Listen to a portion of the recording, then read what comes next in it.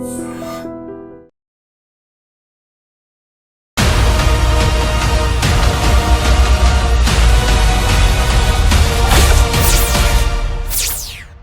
To crime victims.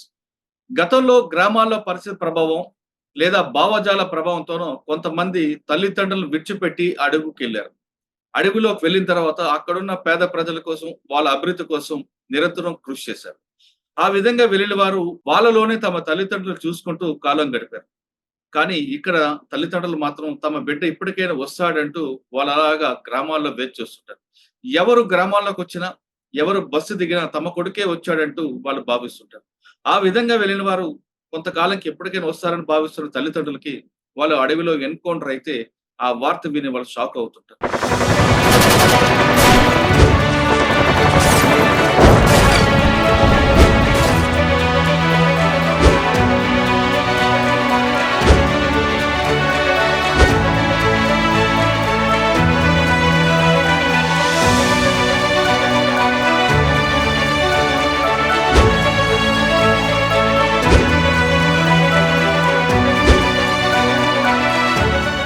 అటువంటి పరిస్థితే ఇప్పుడు మనం చూస్తున్న పోచమ్మకి ఎదురైంది. పోచమ్మ అంటే ఆవిడ శంకరానికి కన్న తల్లి. శంకరన్న 15 సంవత్సరాల క్రితమే అడవిలోకి వెళ్లి ప్రజల కోసం నిరంతరం కృషి చేస్తూ ఇటీవల ఎన్కౌంటర్‌లో అమరుడయ్యారు. కానీ ఎప్పటికైనా చివరి చూపుకైనా చూసుకుంటాను భావించిన ఆ తల్లికి శంకరన్న మృతదేహం చూసి తల్లడిల్లిపోయింది. కనీసం కొడుకు లేడు, కొడుకు వారసుడు ఎవరైనా ఉన్నారంటూ ఆమె భావిస్తుంది. ఆమె బాధ ఏంటో అసలు ఒకసారి శంకరన్ ఎలాంటి పరిస్థితుల్లో అడిబాటు పట్టే విషయాన్ని ఆమె తెలుసుకుందాం. అమ్మా పోచమ్మ, నమస్తే తల్లి. నమస్తే అయ్యా. అమ్మా నీకు జరిగిన నమస్తే అమ్మా. నీకు జరిగిన అన్యాయం గాని, నీకు జరిగిన కష్టం గాని ఎవ్వరికి రాకూడదని కోరుకుంటున్నాం. ఒక్కసారి శంకరన్న ఎలాంటి పరిస్థితుల్లో వెళ్ళారు, వెళ్ళిన తర్వాత ఎప్పుడు నువ్వు చివరిసారిగా చూసావు తల్లి? అయ్యా ఇక్కడ కొన్ని గొడవలు అయినాయి. కొన్ని గొడవలు అయితే ఆ పోలీసులను ఇంట్లో తోలిండ్రు. పోలీసులు ఇంట్లో తోలితే ఇక భయపడి వెళ్ళిండు. భయపడి వెళ్ళి ఇక నాకు దొరకకుండా ఇంటికి నాకు పిచ్చి లేచింది అయ్యా. పిచ్చి లేచిన వల్లే తీసుకుపోయి ఇక చచ్చిపోతే అని చేతి లేచాడు. ఈ చేతి లేచారు నేను చేతిలో ఉన్నా, ఎక్కలాడకపోయినా అట్లనే ఇట్లా దూరం అయిపోయాడు. ఇన్నేళ్ళు వచ్చి నా కళ్ళతో చూడలే, నేను నోరుతో విలువలేదు అయ్యా. నాకు పాపం కన్నా అయిపోయింది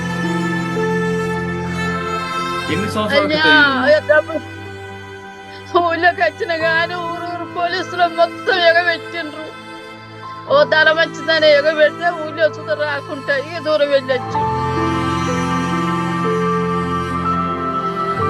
అయ్యా నన్ను నాగం చేసిండ్రు అయ్యా. నేను బతికెట్లా? నా కొడుకు ఇక్కడ ఒక్కైనా చచ్చిపోయిండు, జంతరన్న ఆయన ఆడాలి మా శంకర్ నుంచి.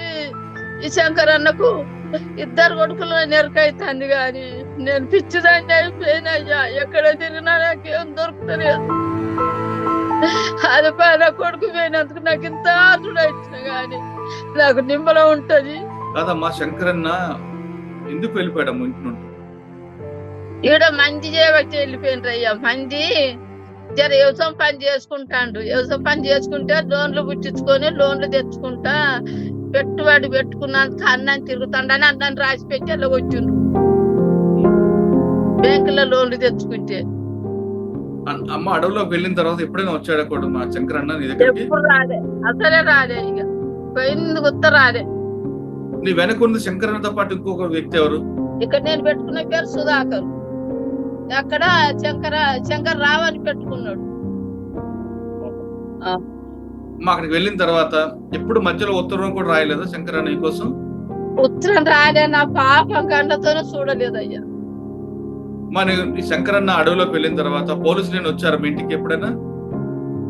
ఎప్పటికి వచ్చిండ్రు. కొత్త వాళ్ళు వచ్చినప్పుడు వచ్చిండ్రు. కొత్త వాళ్ళు వచ్చినప్పుడు వచ్చి తిట్టేంత మళ్ళా పోలీస్ స్టేషన్ పోయి తిట్టేంత తిట్టేది, కొట్టొచ్చేది, తిట్టొచ్చి కొట్టొచ్చి. అయ్యా నా పాపం కళ్ళతో చూస్తుంటే గండబడతలేడయ్యా. నా చెడ్డ చెవులతో ఇది ఇంటనంటే గండబడతలేదు, మాటినవతలే మంచి గండబడతలేడు అని ఏడ్చేది.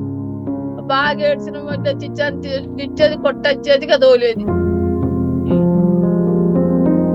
అడవిలోకి వెళ్ళిన కొడుకు ఎప్పటికైనా వస్తాడని భావించావు కదా నువ్వు? ఎప్పటికైనా నాకు ఆశ సానుందనయ్యా. తీసుకుపోయి చేతి లేచుంటూ ఇక మంది అంతా దేవుడు తీసుకొస్తాడంటే సాన ఆశ ఉండే.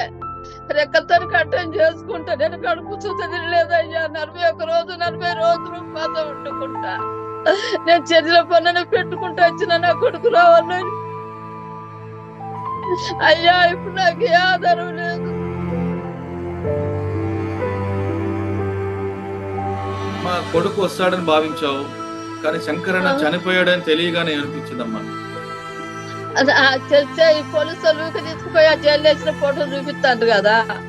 చూపించిన వాళ్ళు ఏమైంది, ఆ గిడ మహారాణి కొడుకు వాళ్ళకి చేస్తుంది అట్లా. నాకు టీం లేదు కదా, నేను బోధింటాను తీసుకోవాలి. టీవీ బోధించి చేంజ్ చేసిండ్రు. అత్తమ్మ అని మా కోడలు వచ్చిన వాళ్ళనే అనుకున్నా. వెనుకరికే వరకు ఈ ఫోటో వచ్చింది. ఫోటో వచ్చిన వాళ్ళు ఏందిరా సుదిగాడారా ఏమంటారు అని ఏడుతాను. నేనే చూసినయ్యా, నాకు ఎవ్వరు చెప్పలేదు. నేనే చూసి ఏడుతాను. సుదిగాడే కాదురా ఏమంటారా అని ఏడుతాను. ఎప్పుడు వచ్చిందమ్మా మృతదేహం మీ దగ్గరికి? మంగళవారం నాడు 6 గంటలకు 7 గంటలకు వచ్చింది. ఎన్ని సంవత్సరాలు చూసి నువ్వు శంకరన్నకి అప్పుడు? శంకరన్నకి బోంగా చూసుడే. ఎన్ని సంవత్సరాలు? 20 సంవత్సరాలు అయిందా? 15 సంవత్సరాలలో పోయిండు ఆయన. 15 సంవత్సరాలు అప్పుడా? ఆయన 15 సంవత్సరాలు పోతే ఇప్పుడు పోయి 25 ఏళ్ళు అంటాను. 25 సంవత్సరాలతో వచ్చాడు మీ దగ్గరికి. కానీ శంకరన్నకి కొడుకున్నారని మీకు ఎవరు చెప్పారమ్మా? ఇక్కడ పంబాలైనా ఈయనతో పోయిన పంబాలైనా చచ్చిపోయిండు. చచ్చిపోతే ఆడ అన్నరాట అంటే ఒక ఆమెని శంకరన్న నేను పోలే ఆడికి, దేవుని నమ్మినా కదా ఆడ తినమంటారని నేను పోలే. పోకుంటే ఒక ఆమె వచ్చి శంకరన్నకు సుధాకర్ కొడుకులు ఉన్నారు అటు నువ్వు రాకపోతే, సుధాకర్ కొడుకులు ఉన్నారు రాకపోతే అని చెప్తే ఎక్కడ అడిగినా దొరుకుతలేదు. ఆమె చెప్పింది. చెప్పిన కాడ నుంచి అడుగుతాన్నా. ఇక ఆమె ఊరి పేరు ఆమె పేరు మంచి పేరు అటుకొచ్చిన అంటే అడగలేదు అన్నది. శంకరన్న భార్య ఎవరు? భార్య ముందుగాలో ఆయన చేసుకున్నాడట. ఆమెను పోలీసు వాళ్ళే కాల్ చేసిండట. ఇక ఈమెను మళ్ళీ ఈమెను చేసుకున్నాడట. అంటే వీళ్ళు పుట్టిన అబ్బాయి మీరు అడుగుతున్నారు? ఇల్లు పుట్టిన అబ్బాయేనో మరి లేకుంటే ముందుగా సమయం అబ్బాయో, కానీ నాకైతే దొరకాలి పంచారు. నా పాపం కండ్ల పడాలి. అంటే మీరు ఇప్పుడు మనవడి కోసం చూస్తున్నారు. మనవడు వస్తే ఏం చేస్తారమ్మా? మనవడొచ్చి చదువుకుంటాయ్యా, నేను చదువుకుంటాయ్యా. నా పాప కన్నా నాకు తీయగలేదయ్యా. ఒక్కడే అయ్యా, బిడ్డవే కొడుకు అయితే కొడుకు వేండయ్యా. ఇద్దరు నాకు ఎవరు లేరు.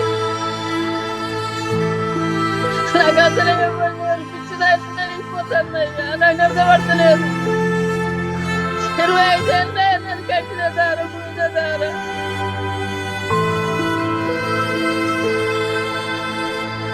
సరే అమ్మా, ఇప్పుడు అడవిలో ఉన్న అన్నలకు గాని లేదా బయట ఉన్న పోలీసులకు గాని ఏం అడుగుతున్నావు? అన్నలకి ఏం అడుగుతావు అమ్మా? అన్నలకి ఏం చెప్తున్నావు? అన్నలు పాత మాజీలు ఉంటే వాళ్ళు సూత దయచేసి మనమని ఈ పోలీసు వాళ్ళైనా ఎవ్వరైనా నన్ను ఆశ్చర్యం ఇచ్చిన లేక ఎవరికి చాటుకొని ఇచ్చిన దయచేసి నా మనమని నాకు పంపించాలి. నాకు అట్లా నన్ను నిమ్మలం అవుతుంది అయ్యా. ఇంటి ముంగట కనబడితే నిద్రపడతలేదయ్యా. 25 ఏళ్ళు ఆయన నిద్రపోక. మా నీలాంటి వాళ్ళే చాలా మంది తల్లులు బాధపడుతుంటారు, తమ కొడుకులు అందరూ అడవిలోకి వెళ్ళారని. ఆ విధంగా అడవిలో ఉన్న బిడ్డలకి రమ్మంటావా, అక్కడే ఉండి పోరాటం చేయమని చెప్తారా? నాకు రమ్మంటన్నా, రావాలంటన్నా. అందరూ చాలా ఇంతగానో చచ్చిపోతాను అయ్యా. ఏం సంపాదించుకుంటాను అయ్యా. ఎట్లా చచ్చి అయ్యా కడుపులో తల్లుల కడుపులు గారు వచ్చి అది కళ్ళతో చూడుకోకుండా కాబట్టి మొక్కన్న చూసుకోకుండా కాబట్టి. అంటే వాళ్ళందరూ కూడా చెప్తుంది ప్రజల కోసం వెళ్ళాం మేము, ఆ ప్రజల్లోనే మా తల్లిదండ్రులు ఉన్నారనుకుంటున్నారు వాళ్ళు. అట్లా అనుకున్నారయ్యా. అట్లా అనుకుని నన్ను అయితే పూర్తిగా ద్వారా చేస్తుంది. నాకు అస్సలు బతుకుతలేదయ్యా.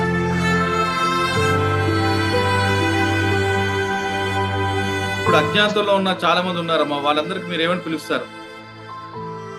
అడవిలో ఉన్న అన్నలకి బయటికి రమ్మంటారా, లేదు అక్కడే ఉండి పోరాటం చేయమంటారా? ఇక మరి నేను రమ్మని చెప్తారా? అయ్యా అచ్చి బతికిన మంచిగా ఉన్నది. అచ్చి బతికిన పోరాడానికి ఎందుకు చావచ్చింది? ఏమొస్తుంది? వాళ్ళకేమన్నా వస్తుందా? ఇప్పుడు మాకేమన్నా నచ్చిందా? చచ్చిపోతే అయ్యా అట్టి ఆదరం వచ్చి పీరుగా తెచ్చుతారని దానం చేసుకుంచి అది మా చేతి కన్నా మంచిగా ఇవ్వకపోయి చచ్చినాక ఆదరం వచ్చినాక ఇవ్వచ్చు, చూసుకోకుండా చేయవచ్చుని. కరెక్టేనమ్మా, వాళ్ళు అడవిలోకి వెళ్ళింది ప్రజల కోసమే కదా.